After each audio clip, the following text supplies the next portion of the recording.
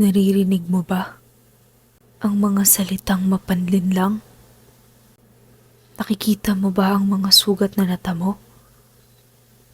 At mga luhang ayaw maglaho? Sa isang boses ay nanginginig. Huling luha ay nagpapahiwatig.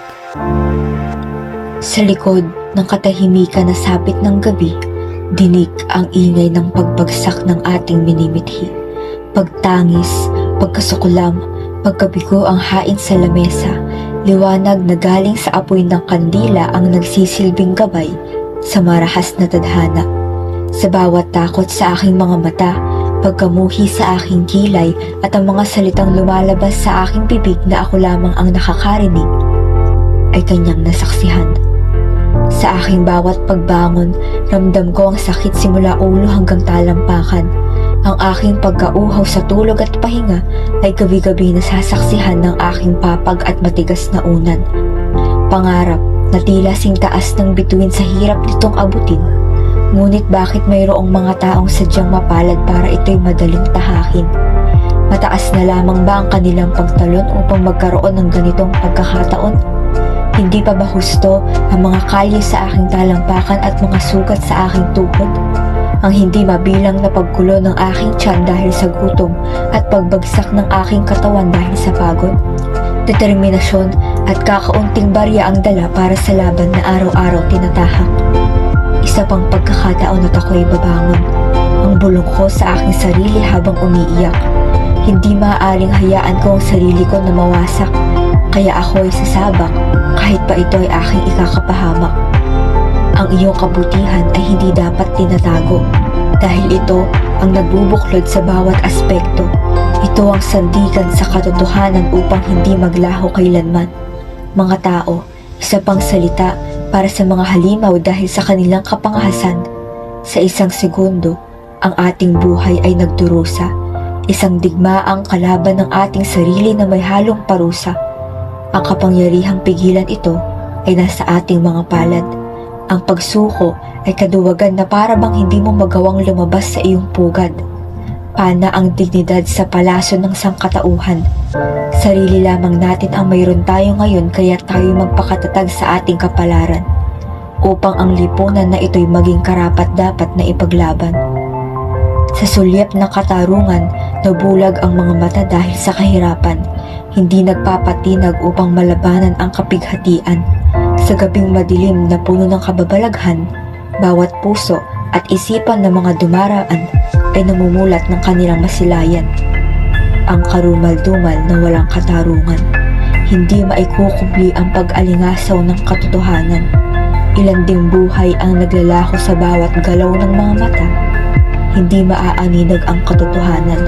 Unti-unting nabubura. Mga anino'y nagtatago sa ilalim ng bituin, katotohanan ay lihim, naglalaho sa dilim. Sa bawat magulong tinig na ating naririnig, ang sigaw ng katarungan ang siyang mananaig. Sa bansa na ating sinilangan, kung saan hustisya ay hindi makamtan ng bayan, sino nga ba ang kalaban?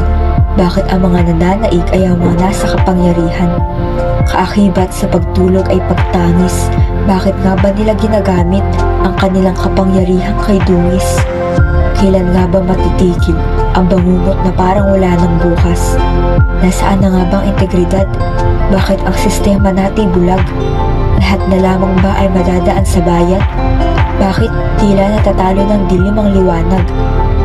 Buksan ang mga mata at iyong makikita. Kawalan ng hustisya, tayo na't kumawala sa hawla.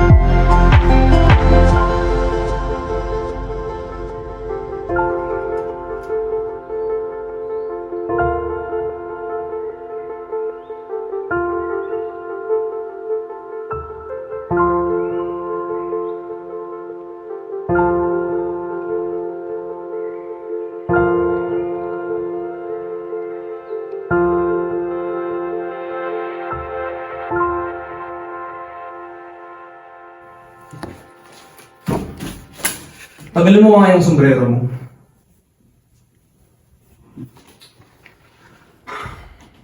Alam niyo naman siguro kung anong hirap na ng trabaho ang gagawin niyo, ano? Kaya siguraduhin yung ayusin niyo yung trabaho niyo. Kailangan malinis at hindi pwedeng pumalya. Magkano bang sweldo mo kuha namin dito? Basta akong bahala sa sweldo nyo. Siguraduhin nyo lang na hindi kayo papalpak. Oh, anak! Sa wakas, gising ka na. Ayos ka lang ba? Kamusta ka? Kamusta yung nararamdaman mo? Oh! Himalaan dito ka! Ano? Kapag mamamatay na ako? Tsaka mo palang maalala na may anak ka? Yun naman talaga tingin mo sa akin? Bakit? Ganun naman na talaga, di ba? Baka kung di ka na naman umuwi ng ilang araw, makita mo lang ako nakanadusi dyan sa sahig kung nangyari sa akin to nang wala ka? Teka lang ah, sagutin ko lang to. Tignan mo na. Napakulang kwenta talaga naman. Hello? Sino to? Ba't di ka sumasagot?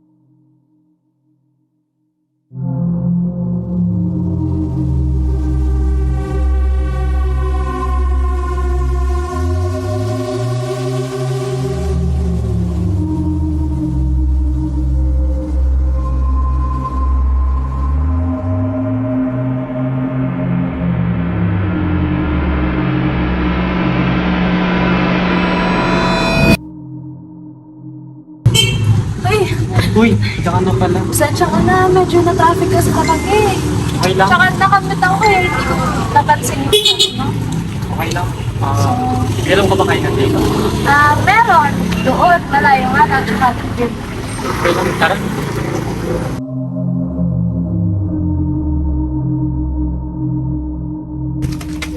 Uy, bigyan mo ba? Baka na nakakita pa sa atin, dalihan mo.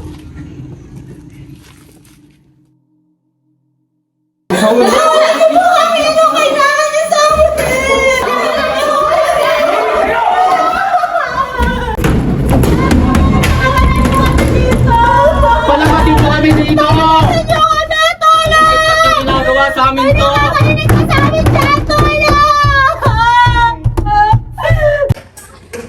MJ, nasaan ka na ba? Ba't tayo mo sumagot? MJ, oras na. Hello? Hello, Chip. Gusto ko lang sana i-report yung kapatid ko. Hapon pa kasi nawawala eh. Sige o, sige o. Tala lang po ako dyan, sige.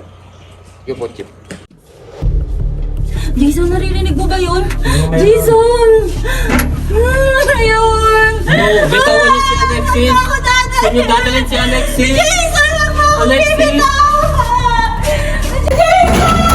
Pakawalan niyo ako! Ano gagawin niyo kay Alexis? Pakawalan niyo ako dito!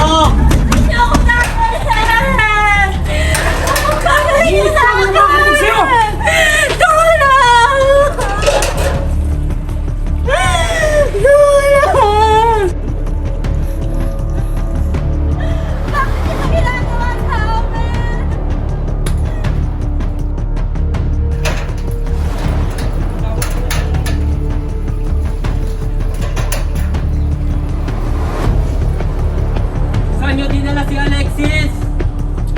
Lin.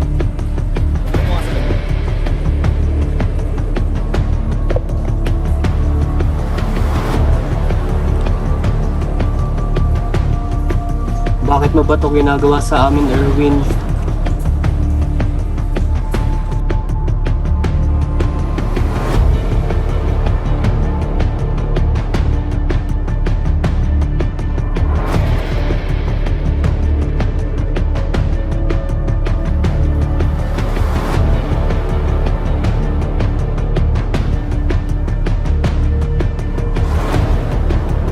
Uy, bigat naman ito. Nakakainis na.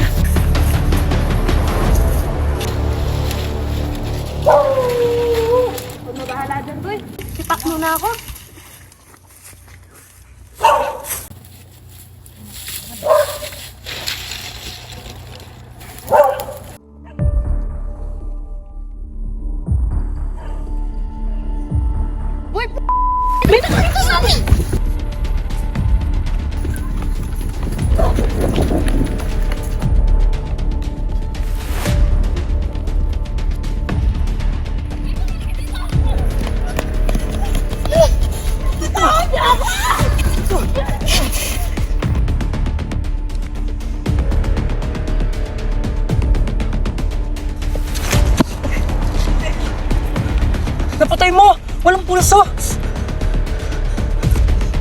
Boy, ano gagawin ko na ito? Saan natin ito lalagay? Itabi na lang natin sa bangkay ni Alexis. Uy, Hindi natin nilagay. Kunin mo na.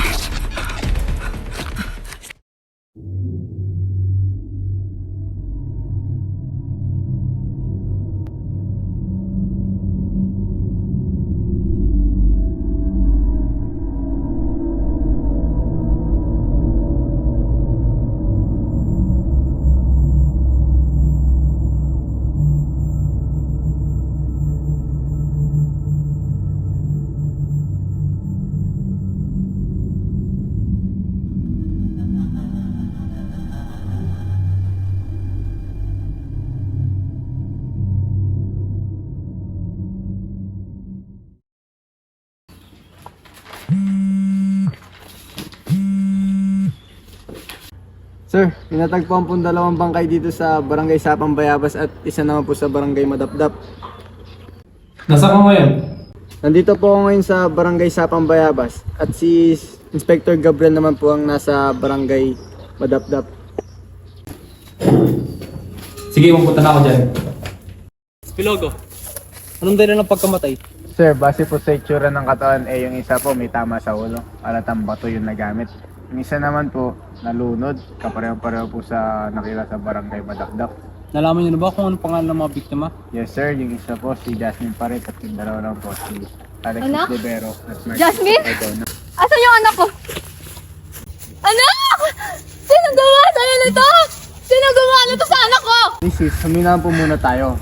Sa ngayon, inimbestigahan po namin kung sino gumawa nito sa anak nyo. Hanapin yung walang hiyag gumawa nito sa anak ko!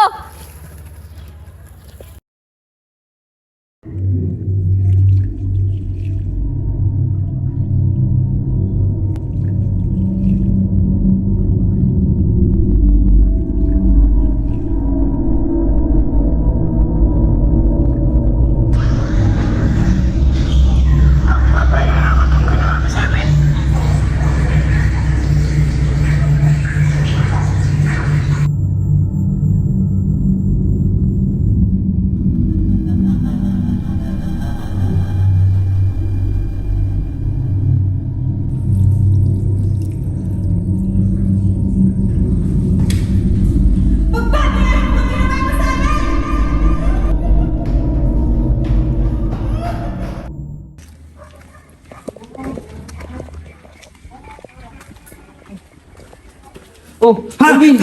Oh, nangyari sa'yo? Ba't gulat na gulat ka? Wala. Magbabayad nga pala ako ng burol ng kapatid ko. Pasensya na, ngayon ko lang naibigay. Buti naman. Salamat.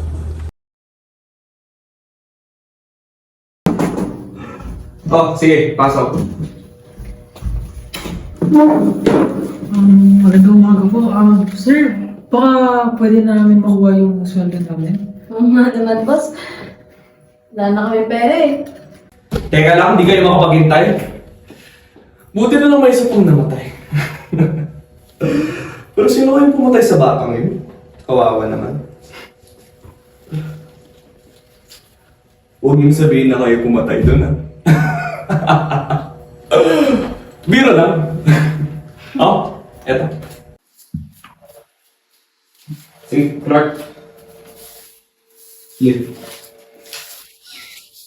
Boss, 5K? 5K sa kapalit ng buhay na pinatay natin? Boss, mais na po yung trabaho namin. Ba't ganito lang? Hindi nga tayo sigurado na may bakas pa na tayo gumawa eh. Tsaka na lang kabang pedilensya na. Chief, maniwala kayo sa akin. Huling parang nakapalip sa may bandang kulinarya lang daw siya. May kikitay na babae na nakilala niya sa online. Oo nga ako, sir. Pero natin malaman kung sino mo ba kikitain niya. Ganun ba? Pero... Ano balita sa anak ko?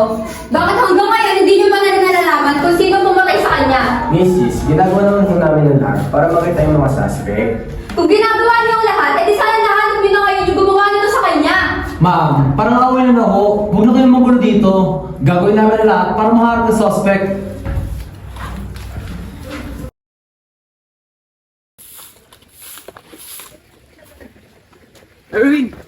Erwin! Pwede ba akong makiusap sa'yo? Pwede ko ba may yung CCTV footage ng araw na namatay yung kapatid ko? Aba, ba't naman ako magbibigay ng CCTV footage sa'yo? Erwin, sige na oh, parang awa mo na. Sige na nga, hintay ka lang dyan. Kunin ko lang.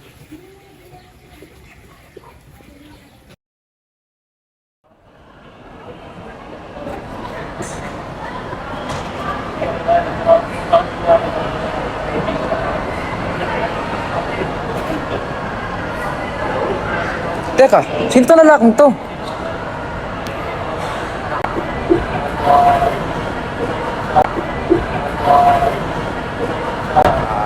Sir, walang galang lang ho. Saan niyo ho ba nakuha yung CCTV footage na yan? Hiningin ko pa sa may-ari ng kunarya. Pasensya na ho sir, pero kailangan ho natin i-surrender yan sa presinto kaya ibigay niyo na ho sa akin, ako na ho magsusurrender. Pero, Sir, ibigay niyo na ho. Ako na po magsusurrender.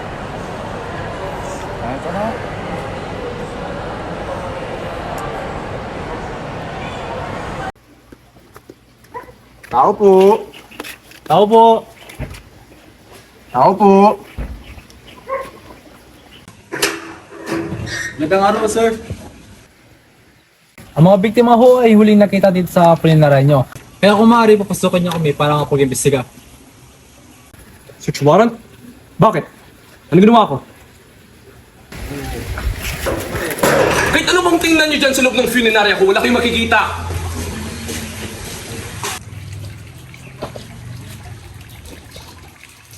Dulot ng pagkamatay ng mga biktima, may posibilidad na dito ginawa ang krimen.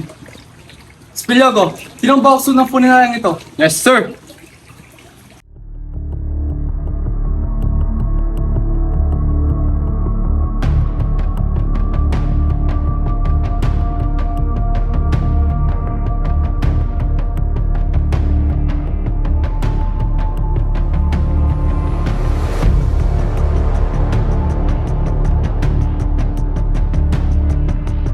Sir, may nakita pong gamit ng mga biktima sa bodega. ID Indivero at ang salamin ni Cardona.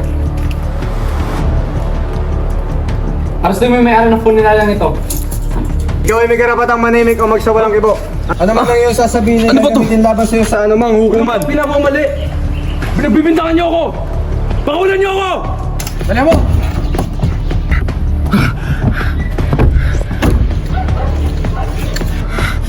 Pagbabayaran niyo to!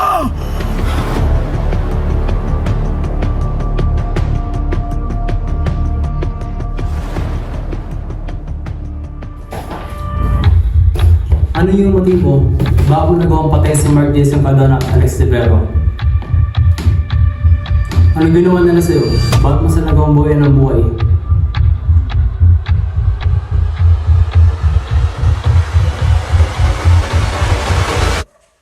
Ito naman yung office ni Sir Erwin. Sir Erwin, magandang hapon po. Ito nga pala po si Nering na gustong bumili ng funeral. Dahil ito naman yung kapatid niya. Magandang hapon po. Anong maganda sa hapon ko kung nandito naman kayo para mamulit? Kahit anong gawin nyo, hindi ko ibibenta yung funerarya ko sa inyo. Sir, tulad nga po ng pag-usapan natin noong nakaraang araw, kaya ko na magbayad kahit magkano pa yan. Kayo po, kung anong gusto nyong presyo para bilhin namin itong funeral ito, kaya ko namin ibigay sa inyo agad yung pera. Kailangan lang po namin ng lupa na to para sa kumpanya itatayo namin. Sus, bakit ayaw ibenta? Bankrupt na nga. Anong sinabi mo? Sabi ko, bankrupt ng pulinarya mo. Okay mo yung sinabi mo! Bakit ko gagawin? Totoo naman eh. Hindi ba pinapag-funerarya ko? At huwag kang sasabatay, wala kang pake! Huwag na huwag mo pagsasabihan ng ganyan yung kapatid ko!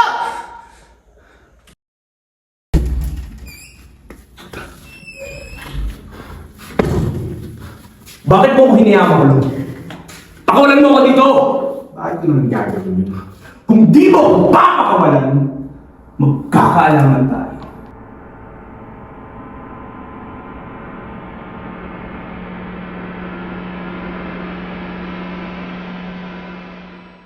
Ang hiling ay mabuhay na tahimik. Dinggin mo ang mga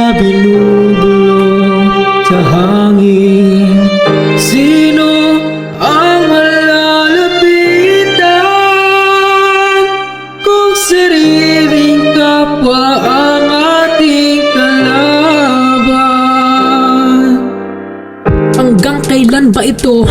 Diyos ko, ang gulo ng mundo. Pagod na ako tumakbo sa aking bawat pag-ibo. Dinig mo pa ba ako? Natapos ng yugto, hindi na ako makatayo. Ika'y bigla na lang naglaho. Pikit mata para walang hustisya. Bakit ba sila nagpabulag sa pera? Sa bawat pagtingin mo sa salamin, hindi mo ba masabi na ikaw ang salarin? Hugas ng kamay, sila'y nagpapanggap. Kanila kang dadalhin sa alapaap.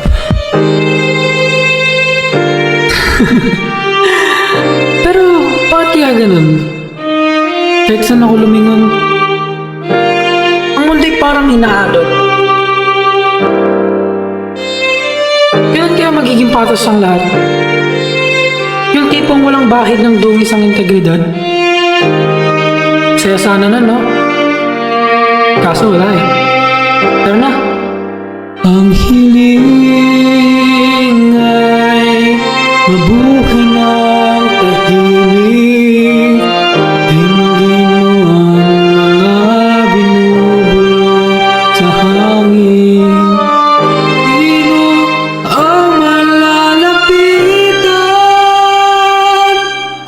Sariling kapwa ang ating kalaban. Nasaan ang hustisya? Tila may piring na ang mata.